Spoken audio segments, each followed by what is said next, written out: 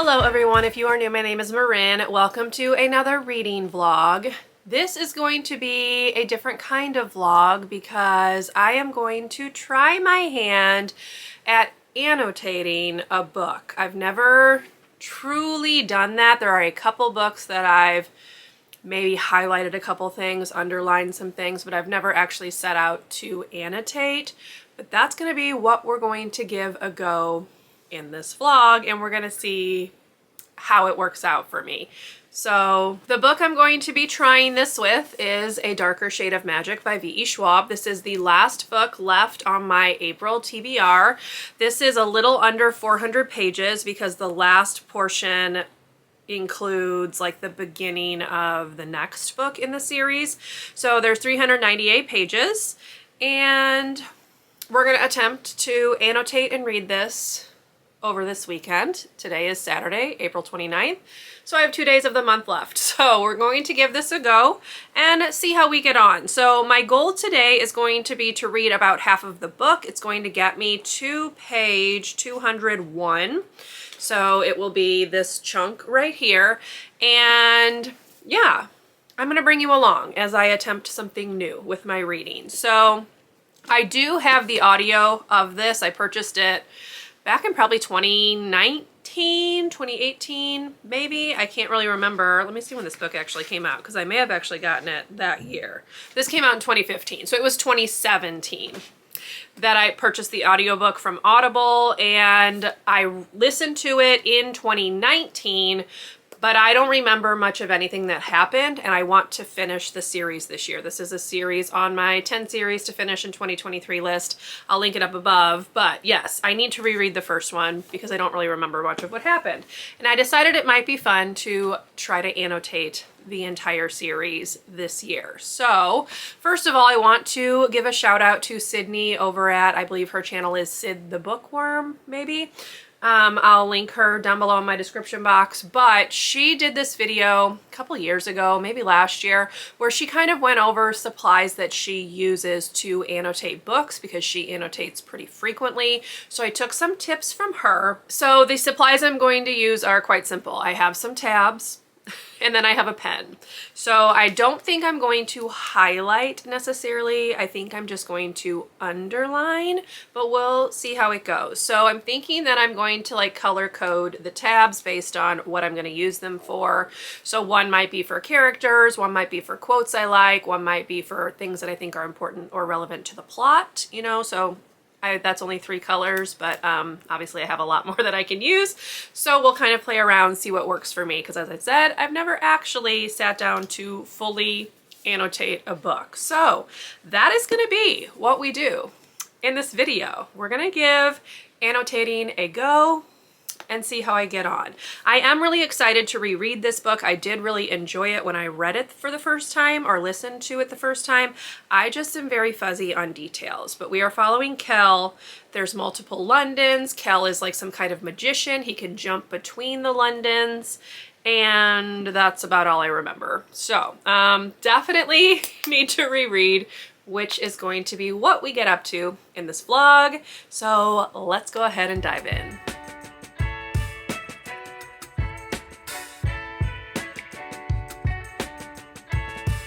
Hello all, it's going on 7 o'clock. I have a little bit of a reading update. I have gotten through the first 60 pages, so I actually stopped on page 58. Here's kind of what my tab situation is looking like. So I've used 3 colors so far. I'm using a blue tab for anything that I feel like potentially is important just in general. I have pink tabs for things that I think might be like particularly relevant to the plot. And then I've used yellow tabs to tab like new characters that are being introduced that I think are important. So yeah, that's what we're looking like. I have also done some underlining, so I'll tip you down and I'll kind of flip through so you can see.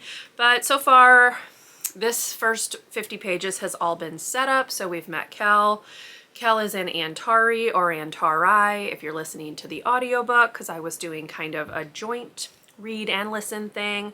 He is able to travel between or through magical doors into other worlds. So we have his world, which is Red London, Gray London, which is a world without magic, and then there's White London as well, which we have not actually been introduced to, although we have met the Antari from White London. He made like an appearance a couple of chapters ago. We've got a little bit of Kel's backstory, and that's pretty much it. That's all we are doing so far in the first 50 pages. So I'm looking forward to getting more into the plot, which I believe should be happening here pretty quick. And I'm enjoying the book, but again, it's mostly setup. Some I had forgotten, and some I did actually remember. As I was reading, I realized I did remember that. So yeah, let me go ahead, tip you down, show you the tabs, the underlining for the first 50 pages, and then I'm hoping to sit down and do a little bit more reading tonight. As I mentioned, I'd like to get halfway through, which would be page 210, but it is already 7 o'clock, so we will see how that goes. I am going to read it, I think, just myself for a little while without the audio, and yeah, continue my annotation journey. So far, nothing huge. I've underlined some things again that I think might be important, some lines that I've liked or explanations that I've liked, that kind of thing. So yeah, let me go ahead and show you what it's looking like. Just ignore like all of this back here, y'all. It's hidden when I'm usually filming, but we're just gonna pretend that's not there. But yes, so here's where I currently am. So this is divided into parts. So I'm on part 3, which is Gray Thief. And then here's kind of what we're looking like. So like here's a part that I felt might be important. And then otherwise I'm just kind of underlining random things that are probably going to come into play, particularly any mention of Black London. So yes, there you go. So that's where we are. Again, now it's 7:04. I'm going to at least do 50 more pages, and I'll probably come back and chat with you when I've done maybe 100 pages and kind of see if there's anything else to share. That would mean I have like 50 pages left for my reading for tonight, and then hopefully finish the book tomorrow. So let's get back to reading. I have had some dinner, so everything is good and chill for the rest of the night, and hopefully I can get through another good chunk of this.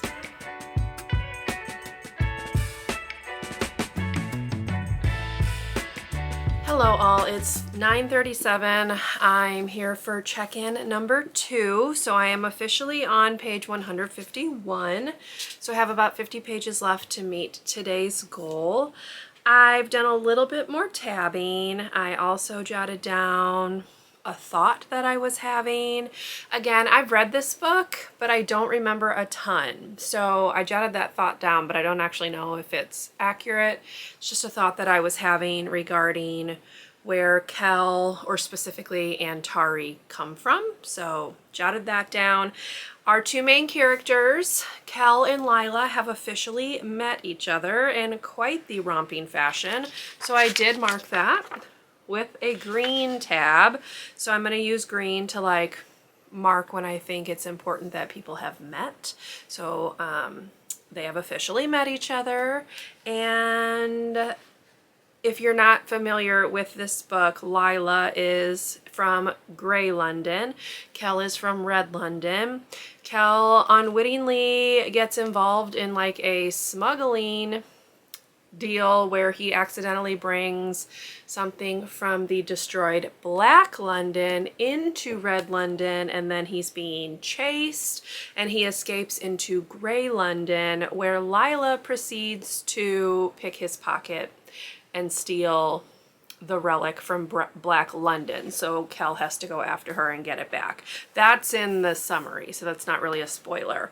So I would say not a ton has happened to advance the plot thus far, but obviously It's going to eventually get there, but I am getting ready to start chapter 4 of part 6, I believe. Yep, part 6. And finishing up should put me in part 8. So a little bit towards the end of part 8. So my goal will be to read 50 more pages, give or take, and get to kind of that 200-page mark. So I am enjoying it.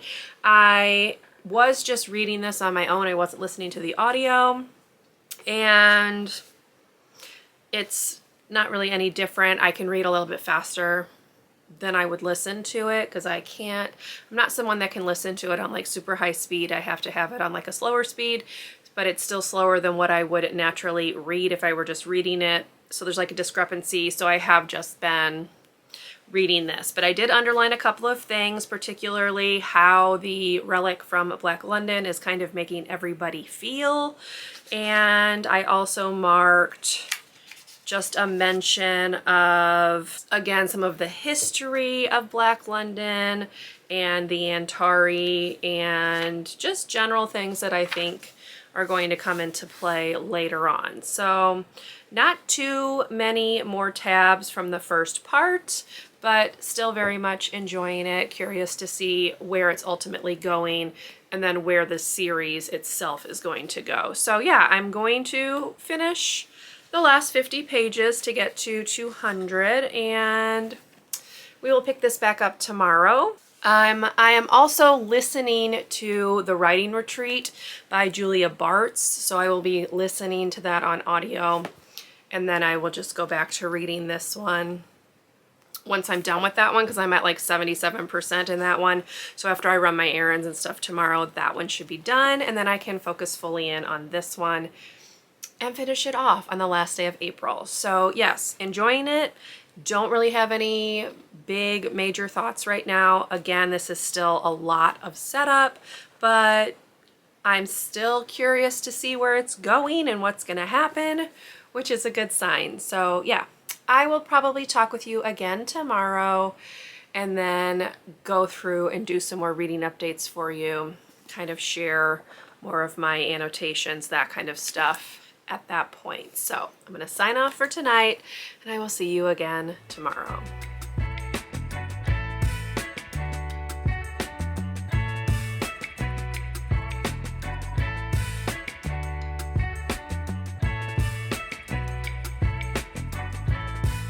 Hey y'all, happy Sunday. So I am back from Target, as you saw, because you got a little scan of their book section. I like to check out their book section because then I can take photos of books that I'm interested in and then find them at my library. So just a tip, if you don't want to spend money on books, that's how I've been finding some of the newer releases that maybe haven't come across my Goodreads feed or anything like that. So I did go to Target. I picked up a couple of dresses that I thought I'd go ahead and share. So the first one is just this pink one here.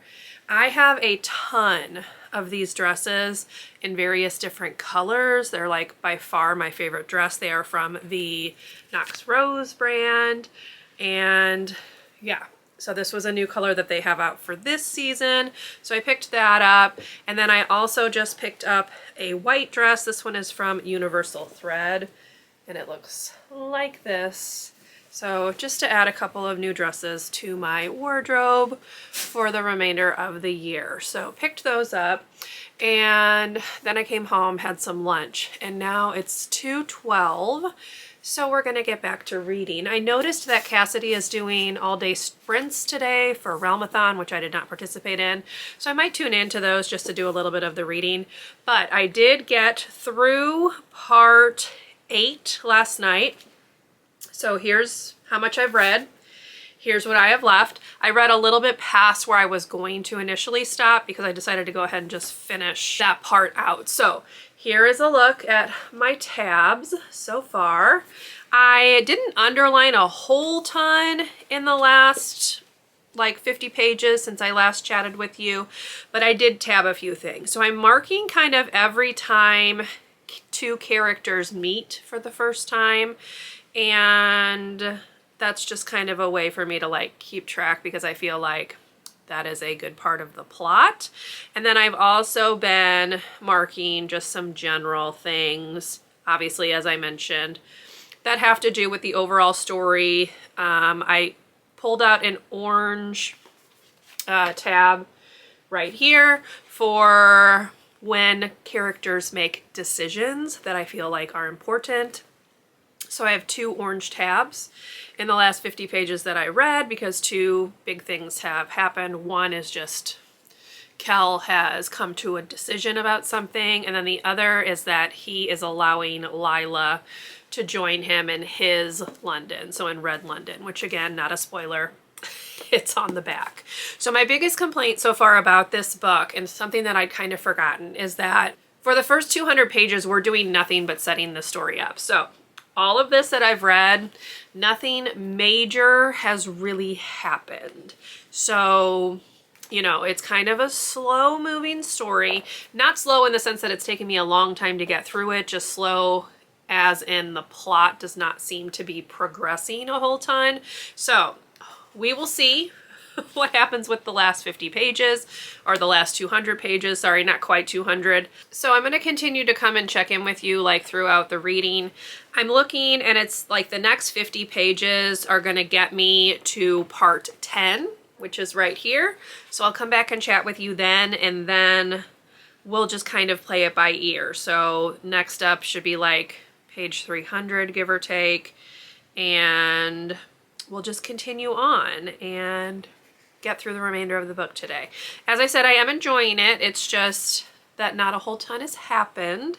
And obviously the same was the case when I read it the first time. Now, I did give this 4 stars. I should probably have mentioned that. This was not a 5-star book when I read it the first time. I just solely listened to the audio and I gave it 4 stars. So as it stands right now, I don't see that my rating's going to change. I'm not going to drop it down lower than a 4, but it's not a 5 just because, again, the pace is a little bit slower, which is fine because you are setting up an entire trilogy. You have a lot of world building to do. So I'm fine with it, but definitely looking forward to it picking up just a little bit. Not that things haven't happened, they just haven't been super impactful as of yet. Although at the tail end of part 8, there was kind of like a big thing that happens, and I'm curious to see how that plays out. So yes, that is where we are. We're going to continue with my annotating journey, and I will come back and chat with you when I reach part 10.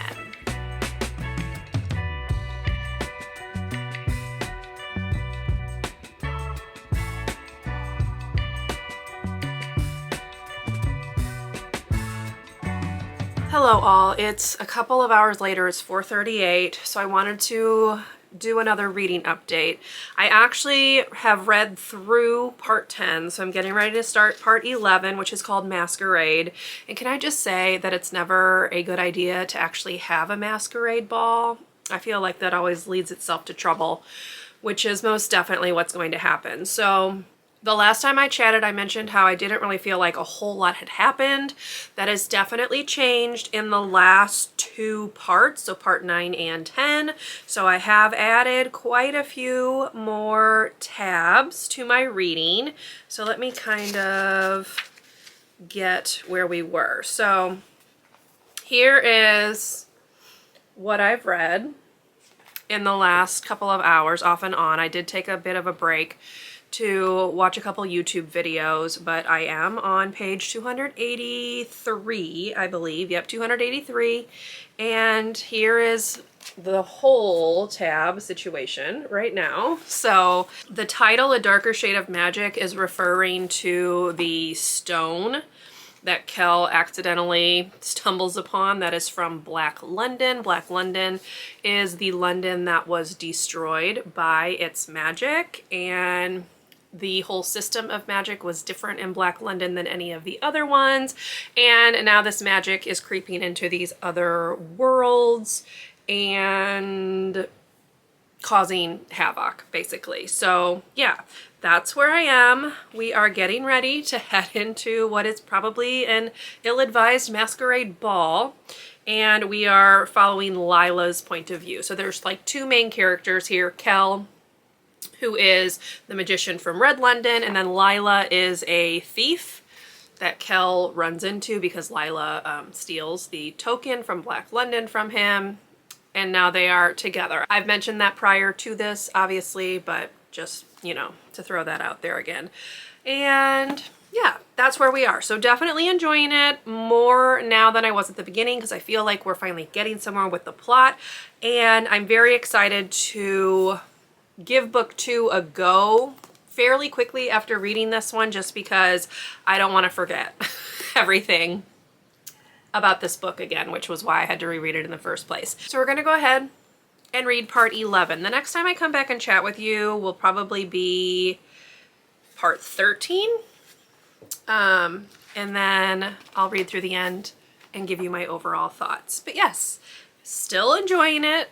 Still think it's 4 stars just because of pacing, but very glad to have taken the opportunity to reread this because it's been fun. So let's go back, rejoin Cassidy's sprints. I think this one that she's on only has like 10 minutes left, so I'll probably pick up reading again once they pick up reading again, and then I will come back and chat with you when I have about those 50 pages left. So I'll chat with you then.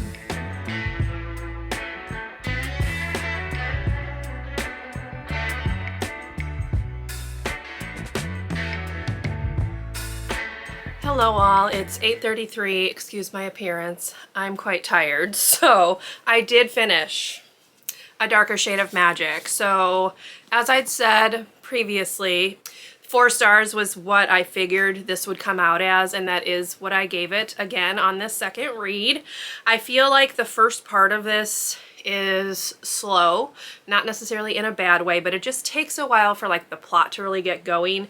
And so because of that, I can't really give this a 5 star because the pacing was just not my favorite. Everything else, the characters, the plot, the setting, the creativity that went into the idea for this is all first rate, and I really, really enjoyed it. One thing I do want to mention with this paperback version, this was the one that was printed by Tor, and it says 2015. Sorry, 2016. It says First Trade Paperback Edition 2016. So this is the paperback from 2016. There are some typos in here, like some pretty obvious typos. So that kind of was not my favorite. I really hate when books get released like that, especially since this is the paperback. So it was already released in hardback, reprinted in paperback, and they didn't catch like the typos and things. So just want to mention that. Not my favorite.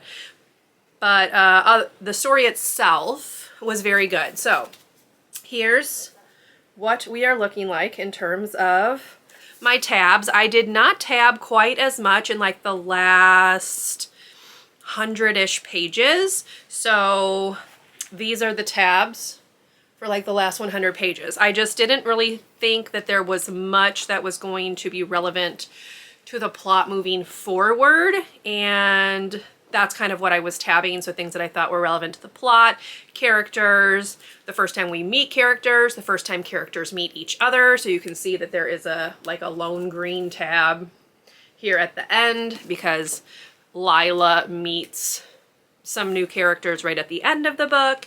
And yeah, but otherwise I really, really enjoyed this. It was a lot of fun rereading.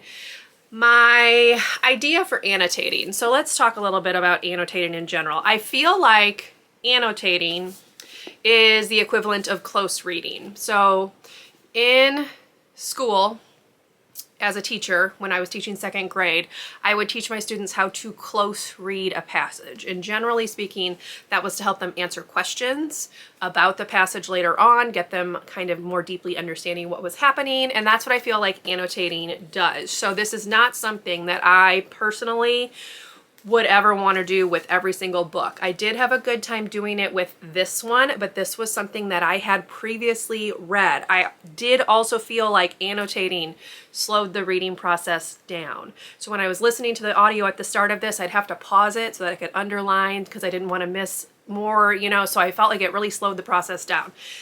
The last 200 pages of this, give or take, took me, what, six hours basically, and that is way slower than I would typically read a book. So Annotating definitely slowed me down. I was underlining some things, like I'll just give you an example. I also was putting like some stars or some hearts by things. I wrote a couple things out, so that just kind of really slows the process down when we're reading. Also, this is a heftier book than I would typically want to read in the course of 2 days, but we are at the end of April and I really wanted to get this finished because this was on my April TBR, so I was trying really hard to get it done before the end of the month, which I did do, but I would have enjoyed this and the process of annotating it more had I not had to cram it into 2 days. So that's just something for my own self to think about with the next 2 books and final books in the series. There is a prequel, or no, sorry, a sequel series, that's the word, a sequel series that's coming out later this year. Here's the cover, Threads of Power, I think is what it's called. So obviously I want to finish reading this so I can check the new one out. Victoria Schwab, or V.E. Schwab, is definitely an author that I am enjoying a lot. I have not read very much by her, but I do think this is going to be a favorite series once I'm finished with it, and I am glad to have given this a reread.